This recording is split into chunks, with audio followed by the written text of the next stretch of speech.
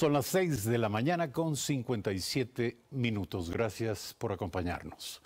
Reacciones contrapuestas se generan tras la divulgación del informe de Contraloría con indicios de responsabilidad penal en contra del expresidente Rafael Correa y otros funcionarios de su gobierno por el manejo de la deuda pública. Aquí un resumen de estos criterios emitidos en primera impresión. A decir de Alfredo Corral, integrante de la veeduría a la auditoría de la deuda pública, no se trata de una persecución política, sino de un informe apegado a la ley que evidencia los defectos del decreto 1218 que violenta, según su análisis, lo dispuesto en el Código Orgánico de Finanzas Públicas. Porque se violaron las leyes a mansalva para contraer más y más y más deuda pública de una manera absolutamente irresponsable. Virgilio Hernández, exasambleísta de Alianza País, considera que no es así, ya que no se superó el límite de endeudamiento establecido en hasta el 40% del PIB, con la implementación del Código de Planificación de Finanzas Públicas. Establecer que el presidente puede tener indicios de responsabilidad penal por haber emitido un decreto que además lo que hace es calcular la deuda como lo hacen la mayor cantidad de países, solo demuestra este afán persecutorio, el desconocimiento absoluto de la Constitución, de las propias leyes. Además, advierte una arrogación de funciones por parte del Contralor Pablo Celi. El Contralor no tiene. ¿Por qué? No es su papel poder cuestionar si le parece adecuada o no el Código de Planificación y Finanzas Públicas. No hay arrogación alguna de funciones, sino el cumplimiento estricto de las competencias que le otorga a la Contraloría la Constitución y su ley orgánica. De su lado, la exfiscal general Mariana Yepes, también integrante de la veeduría, señaló que el indicio de responsabilidad penal se enmarca en el artículo 328 de la ley, que se refiere a la falsedad ideológica. Se dicta un decreto mediante el cual se cambia el sentido absoluto de la norma legal, inclusive de la reglamentaria. ¿Cómo puede haber falsedad ideológica cuando se aplica la ley, cuando se actúa en base a las potestades de la ley? ¿Cómo puede establecerse un delito por establecer un decreto? En este momento, la potestad es de la Fiscalía para determinar si el informe de Contraloría amerita o no un proceso sobre el exmandatario Rafael Correa y otros funcionarios mencionados. César García, Telediario.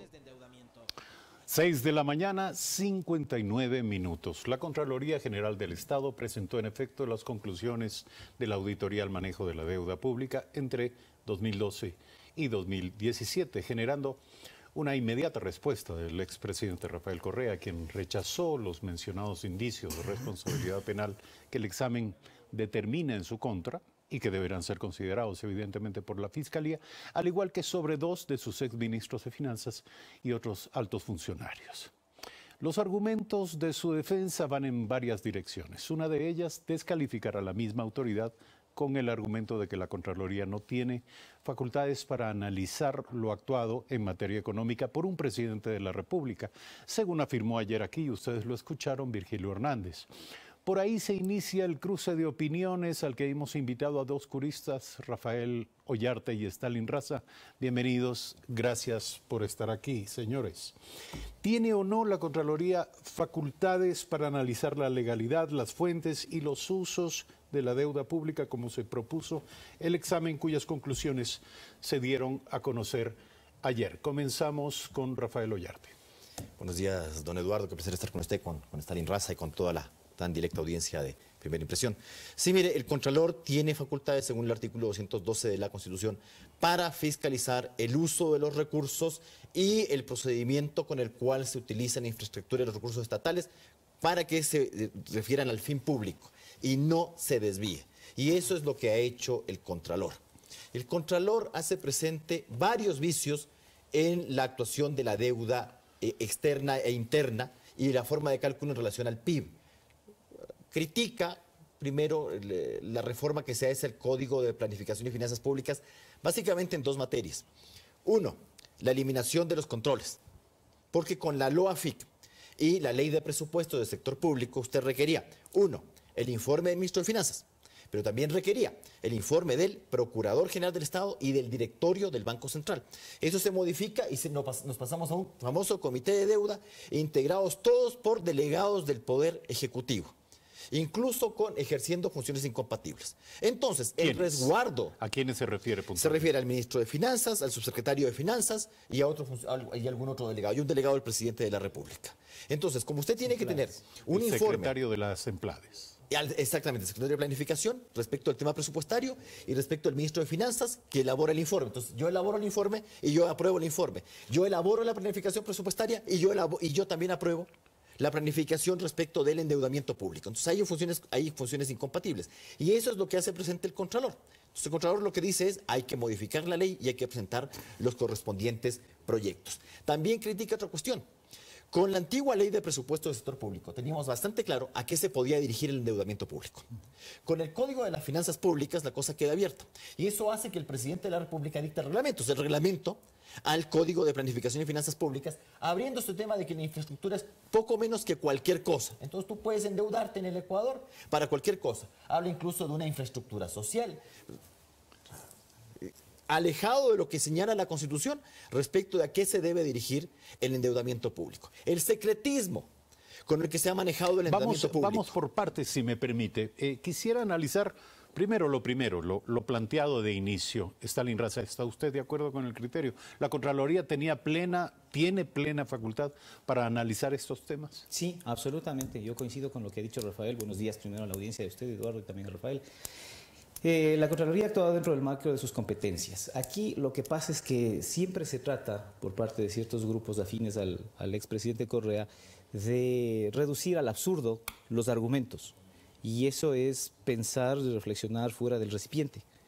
Porque cuando se trata de decir que la Contraloría no tuvo la facultad de establecer la legalidad o no de la reforma que se hizo a la ley, o la legalidad o no del decreto ejecutivo, lo que se está desconociendo es que la Contraloría no está hablando sobre la validez ni la vigencia de esos decretos. No.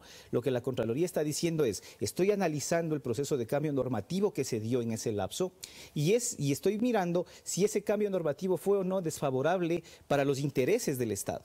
A eso es lo que se está refiriendo ese análisis. Ahora, nuevamente, volviendo a lo dicho ayer aquí por Virgilio Hernández, se sostuvo que tomar esas decisiones era privativo del presidente de la República y la Contraloría no puede juzgar esas decisiones. A ver, una cosa es que usted tenga la facultad de expedir norma reglamentaria, de expedir decretos, y otra cosa es que usted expida norma reglamentaria saltándose la ley en perjuicio de la causa pública.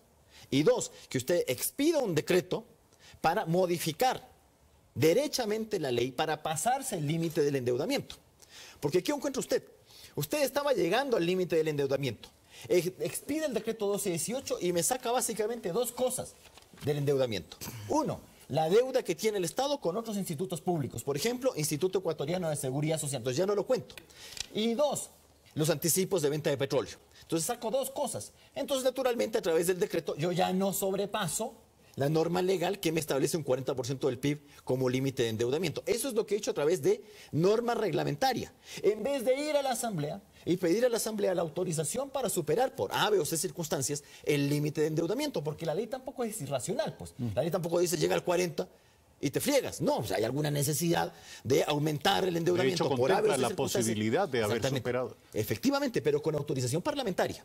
Entonces, para no requerir la autorización parlamentaria, cosa que es, mire, bastante llamativa y hasta sospechosa, porque tenía una mayoría parlamentaria tal que no le iban a decir que no.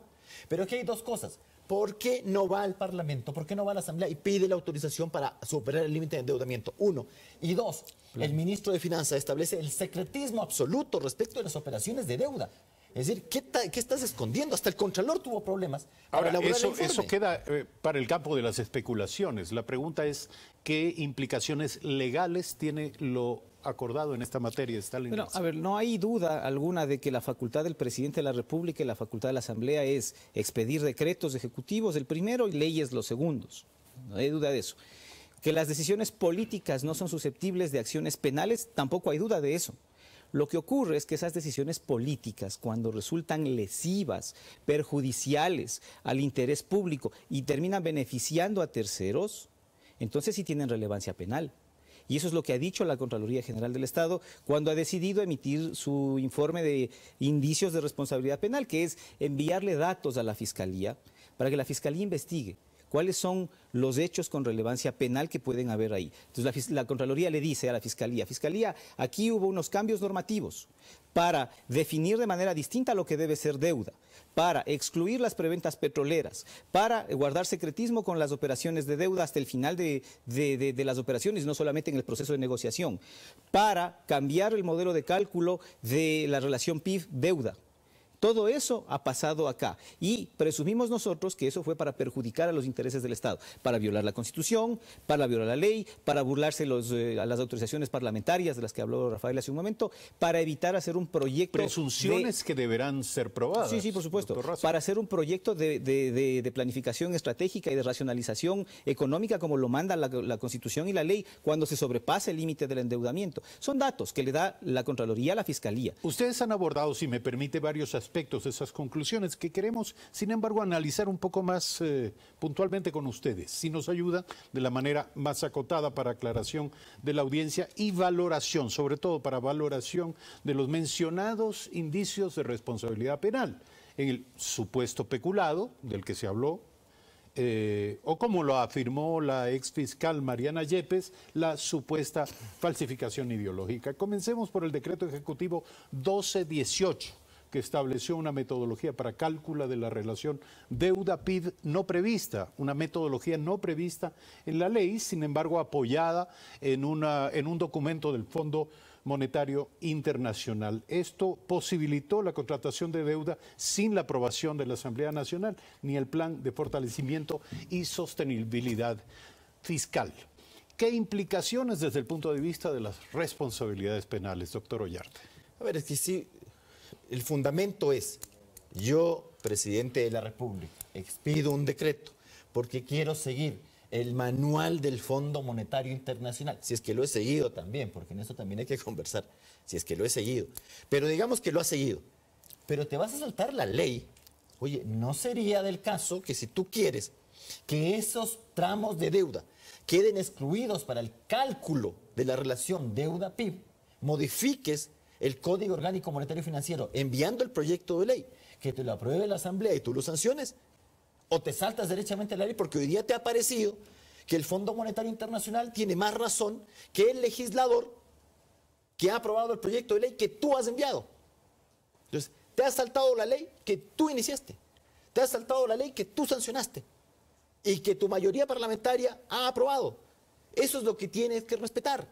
Entonces, no me puedes decir que te estás saltando la ley porque ya la ley no te ha gustado. Mira, si no te gusta la Constitución o la ley, cámbiala. Pero mientras no la cambies, respétala. Y eso es lo que está diciendo el Contralor. Si el Contralor no está diciendo sáltese la ley. Incluso el Contralor dice, mira, aquí yo encuentro cosas que tienen que ser modificadas en la ley. Bueno, hagámoslo.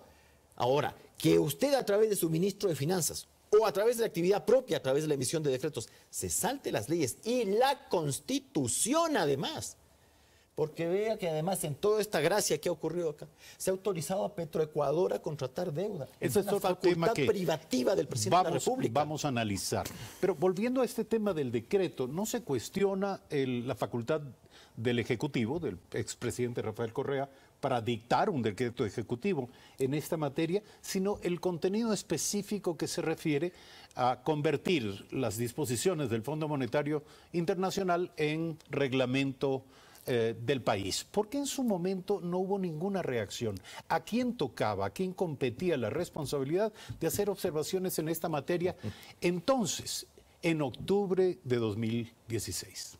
Bueno, a ver, el documento del Fondo Monetario Internacional es un manual estadístico además, que establece cómo debería, según el Fondo Monetario Internacional, publicarse las cifras del endeudamiento. ¿Y qué es lo que dice en esencia sobre esto el manual del fondo? Dice, cuando existan instituciones del sector público de la misma función que se deban recíprocamente, hay que compensar esas deudas. Porque no es posible que se presente, distorsiona que se presente la deuda que tenga, por ejemplo, el Ministerio de Salud con el Ministerio de Educación. y eso es comprensible, claramente. Pero no dice el manual del Fondo Monetario que hay que compensar las deudas que se tienen con instituciones de otros niveles de gobierno, mucho menos con instituciones como, por ejemplo, el Instituto Ecuatoriano de Seguridad Social, que, a pesar de ser institución del sector público, su patrimonio no es de pertenencia del Estado, pues. Porque el Estado lo que hace es entregarle los aportes que le debe al Instituto Ecuatoriano de Seguridad Social por los salarios de los empleados públicos, uno de los rubros, el otro por las deudas que tiene acumuladas y el tercero por un fondo de salud al que se comprometió mediante ley y mediante constituciones anteriores el propio Estado. Muy bien, entonces, no es que se puede hacer esa compensación. Entonces, sí, el contenido del decreto es encubrir los montos reales de la deuda para no pasarse el margen establecido en la ley. Y eso es lo que debe ser analizado por la Fiscalía. Eso parece evidente, pero insisto en la pregunta. ¿A quién correspondía hacer la observación oportunamente? ¿Quién debió decirle al presidente de la República, expresidente Rafael Correa, en octubre de 2016, señor, usted está cometiendo una incorrección desde el punto de vista legal? A ver, primero es al presidente de la República al que le corresponde en su función cumplir y hacer cumplir la Constitución, las leyes y los tratados. Entonces, era él mismo el que tenía la obligación de no violar la ley y la Constitución con la emisión del decreto. Dos, su secretario general jurídico, para eso lo tiene. Para eso tienes abogado de la Presidencia de la República, pues, para que te diga que no puedes expedir un decreto en esas condiciones. Tres, tienes ministro de Finanzas y tiene un secretario jurídico del Ministerio de Finanzas. Tienes además órganos jurisdiccionales. Ahora, ¿qué podría decir la Corte Constitucional? Tal vez le presentas la demanda y en 500 años algo te dirá, pues. Ya. Ahora, luego, ¿la Asamblea no debió reaccionar? Dado que la disposición menoscababa también facultades y obligaciones de la Asamblea. Mira, lo que pasa es que el legislador expide la ley y uno lo que le pide al legislador es que respete la Constitución a la hora de hacer la ley. En esto yo debo decir una cosa, el legislador medio se salva en esta cuestión que ha ocurrido con la relación deuda-PIB porque es inmune.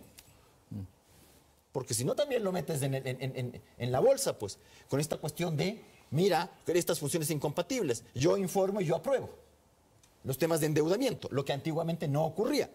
Eran otros los que informaban y eran otros los que tenían que aprobar. Pero aquí se hizo todo para que te saltes los controles y has hecho toda una legislación, no solamente en esta materia, sino en otras, pues, para saltarte los controles, para que no tengas responsabilidad. Pero para eso están los jueces y tribunales. Bueno, y en primer lugar, el Contralor, pues. Pero bueno, ya sabemos quién fue el Contralor de los 100 puntos en los 10 años anteriores, pues. Ahora, para concluir este aspecto, porque tenemos otros y el tiempo se nos viene encima, el decreto sigue vigente, el decreto 1218. ¿Qué significa esto en términos de la responsabilidad del actual gobierno? Tendría que derogar el decreto 1218, porque además es una de las recomendaciones. De hecho, es una de las recomendaciones, así es. Y tienes que seguir las recomendaciones porque si no eso te ocasiona responsabilidad administrativa que incluso te puede llevar a la destitución. ¿Y en qué medida esto afecta a la deuda que ya ha sido comprometida bajo la vigencia de este decreto en este gobierno? Bueno, no le vamos a dar efecto retro a esto, ¿no? O sea, las deudas hay que honrarlas y pagarlas. Lamentablemente es así, te guste o no te guste, si tenemos que pagar los anticipos. Porque además el Contralor en muchas cuestiones indica que él todavía no se va a pronunciar porque hay otros exámenes especiales que se están realizando y otros que se realizan a futuro. Por ejemplo, en qué te has gastado el tema de la ley del terremoto de Manabí, en qué te has gastado los temas de los anticipos petroleros, en qué ha ingresado, porque hay muchas cosas que incluso el Contralor dice, no tengo la información suficiente. Pero para finalizar con el tema del decreto 1218 y a quién le correspondía, obviamente le correspondía a la Asamblea fiscalizar, obviamente le correspondía a la Contraloría controlar, obviamente, pero veamos algo, existieron asambleístas que pidieron información sobre los procesos de la negociación de los contratos de venta petrolera.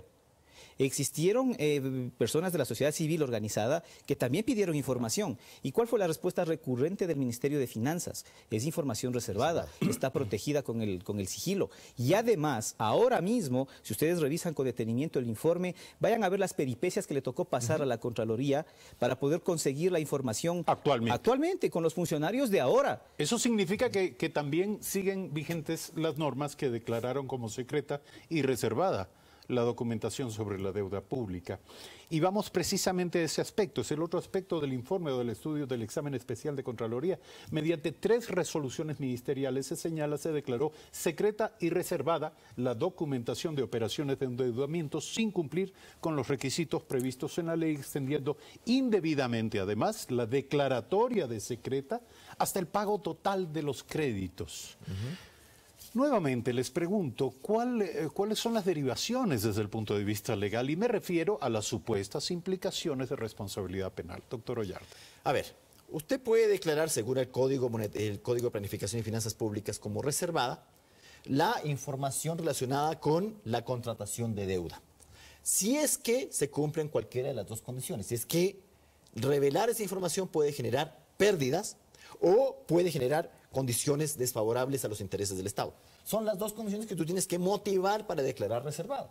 Es decir, no puedes declarar reservado de modo absoluto todo. Es decir, aquí los temas de deuda son reservados, es que usted no conoce nada. Y usted no solamente no conoce la negociación, porque puede ocurrir que la información no perjudique pues, al interés público, sino todo lo contrario. También podría ocurrir que la transparencia en la información nos haga obtener mejores acuerdos en esta materia. Vea usted a qué intereses el Ecuador está contratando la deuda. Entonces ahí uno también sospecha, ¿por qué declaras secreto eso? Luego, ¿por qué tienes que extender lo que la ley no te dice de el tema del secretismo e incluso los pagos? Si ya realizado el contrato se acabó el secreto. Todas esas son preguntas que de alguna manera tienen que ser respondidas en un proceso, en un debido penal, proceso. Porque aquí hay derivaciones penales. ¿Por qué has hecho esto? O sea, esto no es gratuito, pues. Pero para que haya derivaciones penales debe haber la presunción de delitos de carácter penal. ¿Cuáles son esos delitos? Eso es lo que hace el Contralor. Entonces aquí determinará, 1, peculado, o sea, abuso de fondos públicos. ¿El Contralor o el fiscal? No, el Contralor establece los indicios de responsabilidad penal. Él no dice que hay responsabilidad penal. Él determina responsabilidad administrativa y civil. Y determina indicios de responsabilidad penal porque a quien le corresponde la titularidad de la acción penal pública es a la Fiscalía. Ahora, si la Fiscalía encuentra que del informe no hay mérito, ni siquiera para instruir, pues no lo hará. Ahora, si encuentra que hay mérito, instruirá y pedirá medidas cautelares y en su momento acusará. Doctor Raza. Sí, peculado, obviamente, pero hay que entender algo. ¿Por qué peculado? A ver, porque el peculado lo que está defina diciendo, usted el peculado para entender. El peculado es el abuso de fondos públicos en perjuicio patrimonial del Estado y en beneficio de un funcionario o de un tercero. Ese es el peculado. ¿Y por qué en este caso sería presumible? Porque la Contraloría le está diciendo a la Fiscalía, aquí hubo un proceso de modificación de las leyes y de las normas, hubo un proceso de secretismo de las negociaciones de la deuda, hubo un proceso de maquillaje de los balances de la deuda para reducir la relación deuda-PIB, hubo una violación de la Constitución y de la ley en ese sentido. ¿Pero en beneficio de quién o de quiénes? Bueno, pues ¿con quiénes se negoció las contrataciones de deuda? Ahí es donde la Fiscalía tiene que investigar. O sea, a la Fiscalía la Contraloría le da esos datos, les investigue. Para nosotros esto configura una posible infracción. Son los indicios. Sí, usted investigue. Y la Fiscalía con esos datos que le da la Contraloría tendrá que contrastarlos, tendrá que buscar expertos multidisciplinarios, expertos en contratación de deuda, expertos en temas jurídicos, expertos en temas financieros, expertos en mirar cómo se hacen las negociaciones internacionales de deuda en otras partes y comparar y decir, bueno, esto fue o no fue perjudicial para el Estado y esto terminó beneficiando o no a terceras personas. ¿Y quiénes son? Ese es el trabajo que le toca hacer a la Fiscalía. La Contraloría ya hizo lo suyo, le presenta los datos que encontró, los hallazgos. Hay que tener otra cuestión, porque el Contralor anuncia que esta cosa de respecto de la deuda no ha quedado ahí. Es decir, el día de mañana, como debe corresponder a esta clase de casos, podrá establecer glosas. Es decir, glosará determinando que hay faltantes, que hay pagos mal hechos, e incluso podrá determinar o glosas u órdenes de reintegro. Ahí vendrá la parte también linda de este tema, porque no nos vamos a quedar solo en el tema penal, pues aquí no es una cuestión de que usted inicie un proceso penal y resulta que el perjuicio lo pague todo el Estado ecuatoriano y los ecuatorianos y no quien ocasionó esta clase de cuestiones. Entonces, eso también lo determinará en su momento y lo anuncia en su informe el Contralor. Ahora, fíjese usted, Eduardo, solamente para concluir esto, fíjese usted que además la Contraloría le dice a la Fiscalía, aquí hubo violación de la ley y hubo violación de la Constitución para conceder contratos de deuda. ¿Cómo se llamaba eso antes? Antes del COIP. Se llamaba peculado, una de las formas de peculado. Hoy, después del COIP, también se produjo ahí un cambio normativo sospechoso. Solamente es una de las maneras de tráfico de influencias, cuyo delito también tiene que ser investigado cuando se haga la apertura de la investigación penal. Y además, y para concluir esto, al que difundía los datos secretos de la deuda, también le venía a la cárcel, porque también hay un delito que se incluyó en el Código Orgánico Integral Penal año 2014, o sea, cuando los procesos de deuda ya habían avanzado estos procesos de endeudamiento y de preventas ya habían avanzado, en el 2014 también incluyeron un delito. Por si acaso a alguien se le ocurra divulgar la información reservada de la deuda, también será sancionado con cárcel.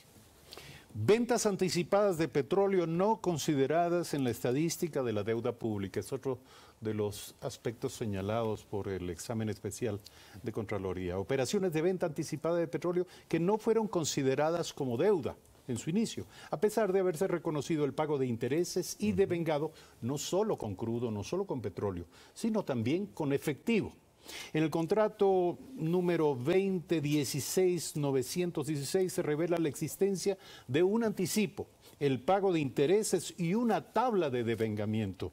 Todo ello atado a la existencia de un pasivo contingente por parte del Estado ecuatoriano en calidad de obligado. En realidad, se negoció el petróleo como garantía de empréstitos, de créditos internacionales. Esto es lo que se señala. Nuevamente, implicaciones de responsabilidad de acuerdo a los indicios. Efectivamente, porque lo que se estaba señalando por parte del expresidente de la República es que estas simplemente eran operaciones comerciales. Es decir, yo te estoy vendiendo, ¿ya? Y tú me estás pagando. Anticipadamente. Exactamente. Entonces tú me pagas antes y yo te entrego después. Ahora, el Contralor hace un interesante análisis porque dice algo que es correcto. Dentro del contrato de mutuo, es decir, del préstamo de consumo, cuando usted pide plata, ¿ya? Hay dos formas de pagar. Puede pagar en dinero, pero también puede pagar en especie y no deja de ser un contrato de mutuo. Es decir, no deja de ser un préstamo. ¿Ya? Y eso es lo que dice el Contralor. Porque además, ¿a dónde iba el dinero?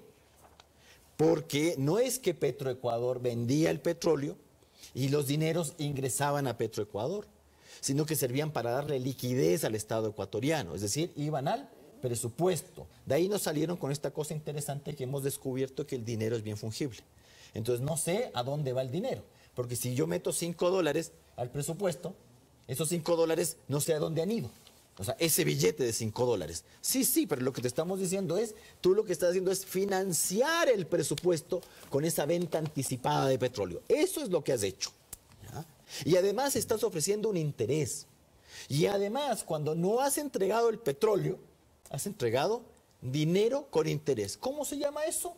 Deuda. ¿Cómo se llama eso? Préstamo. Y lo que tú has hecho es encubrir un préstamo para no afectar la relación deuda-PIB. Uno de los matutinos de la jornada que se refiere al tema y que por supuesto estudia la conclusión del examen de Contraloría, titula "Miles de millones de deudas se gastaron sin justificación". Dice, hay miles de millones de esta partida que se gastaron sin justificar. El informe de Contraloría señala en este sentido las cuentas sin detalle del propio Ministerio de Finanzas. Los 8.200 millones de 5 contratos de preventa de petróleo y otro crédito de casi 1.000 millones firmado con el banco chino ICBS, que se diluyó en la cuenta única del fisco. Hay que recordar que el endeudamiento solo debe ser, de acuerdo a la ley, dirigido a la inversión, no al gasto corriente. ¿Todavía aquí también subsisten dudas al respecto?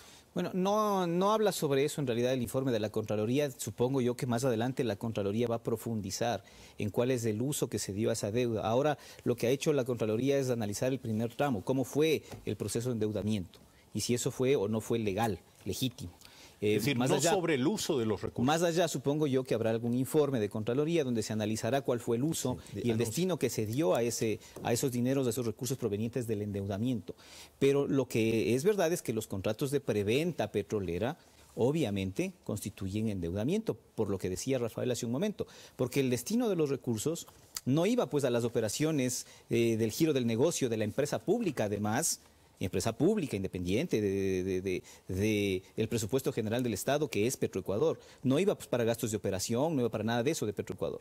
Iba dirigido para financiar el presupuesto del Estado y otros proyectos de inversión. Supongamos que eran proyectos de inversión, supongamos que eran, pero iba directamente para financiar eso que no era actividades de Petroecuador. Entonces, cuando usted y yo compramos o vendemos una casa, yo le vendo a usted una casa y al contrato le pongo de título, contrato de sociedad, no porque le ponga el título, contrato de sociedad, cambia la esencia del negocio jurídico que es compra-venta de una casa.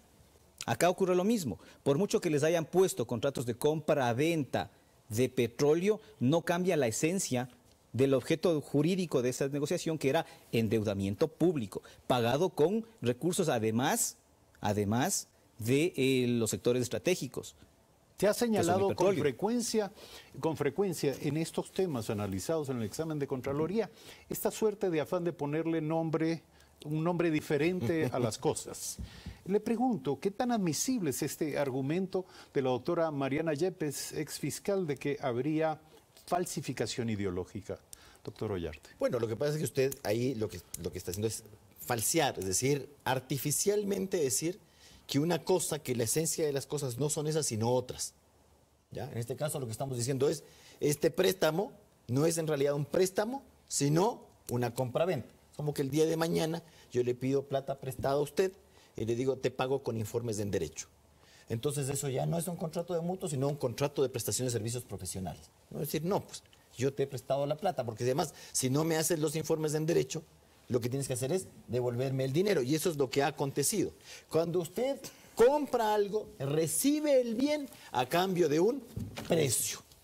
Pero eso es la falsificación ideológica, exactamente.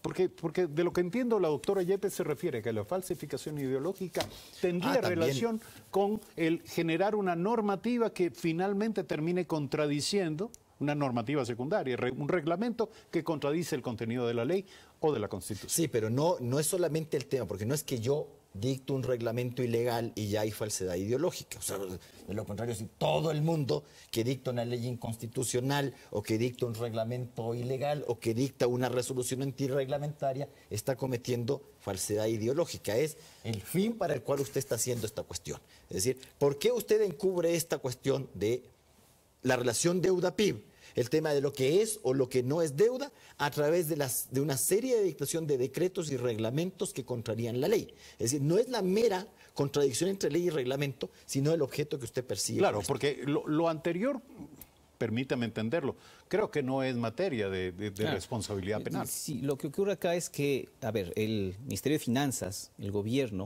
está obligado a publicar los datos de la deuda, ¿sí? Y está obligado a guardar un porcentaje inferior al 40% de la relación deuda-PIB, ¿sí?